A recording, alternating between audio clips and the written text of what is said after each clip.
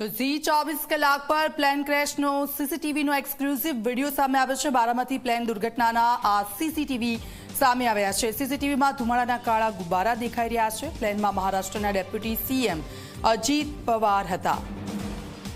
તો ઝી 24 કલાક પાસે આ પ્લેન ક્રેશનો જે વિડીયો છે સીસીટીવીમાં આ સમગ્ર ઘટનાક્રમ જે કેદ થયો હતો તેના આ દ્રશ્યો સામે આવ્યા છે। આપ જુઓ બારામતી ખાતે જે પ્રકારની દુર્ઘટના થઈ અને તેમાં ડેપ્યુટી સીએમ અજીત પવાર સવાર હતા અને તેમની સાથે 5 લોકો હતા।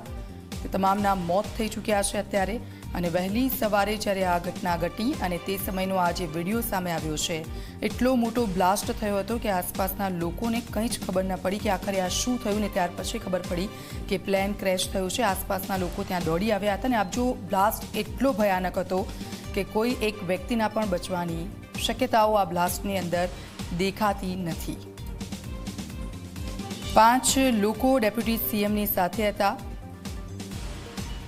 અને આ બ્લાસ્ટ જ્યારે વહેલી સવારે થયો અને તેના સીસીટીવી સામે આવ્યા છે। મહારાષ્ટ્રના ડેપ્યુટી સીએમ અજીત પવારનું નિધન થયું છે। પ્લેન ક્રેશમાં અજીત પવારનું નિધન। મહારાષ્ટ્રના બારામતીમાં પ્લેન ક્રેશ થયું। બારામતીમાં અજીત પવારનું પ્લેન ક્રેશ થયું। પ્લેનમાં કુલ 5 લોકો સવાર હતા। પ્લેનમાં તમામ જે સવાર લોકો છે તેમના મોત થયા છે। મુંબઈથી બારામતી જઈ રહ્યા હતા અજીત પવાર। સવારે 8:45 બારામતીમાં પ્લેન દુર્ઘટનાગ્રસ્ત થયું। લેન્ડિંગ સમયે અચાનક જ આ પ્લેન ક્રેશ થયાની ઘટના સામે આવી અને ત્યારબાદ ગામના લોકો, પોલીસનો કાફલો, એમ્બ્યુલન્સની ટીમ ત્યાં આવી પહોંચી હતી।